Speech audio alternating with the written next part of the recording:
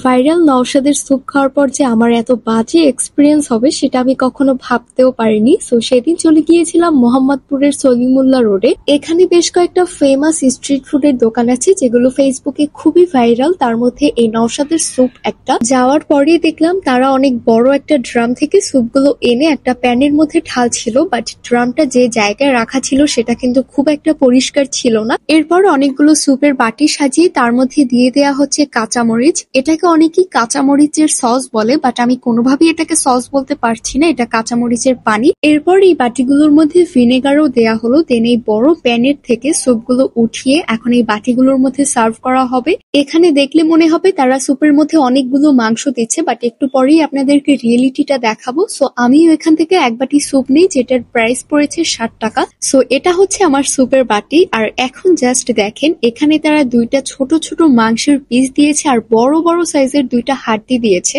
Even স্যুপের স্মেলও আমার কাছে তেমন একটা ভালো লাগেনি। অনেক ভ্লগাররাই এখানে এসে বলে তাদের এই স্যুপ নাকি একদমই 10/10। এই 60 টাকা দামের স্যুপ নাকি তাদের কাছে অমৃতের মতো লাগে, বাট অনেস্টলি আমার কাছে এটা একদমই ভালো লাগেনি। আর এই স্যুপটা থেকে র চিকেনের একটা ফ্লেভার পাওয়া যাচ্ছিল, যেটা আমার কাছে খুবই খারাপ লেগেছে। সো আপনারা কে কে এর আগে নওশাদের স্যুপ ট্রাই করেছেন আর আপনাদের কার কাছে কেমন লেগেছে সেটা কিন্তু অবশ্যই আমাকে কমেন্ট করে জানাবেন।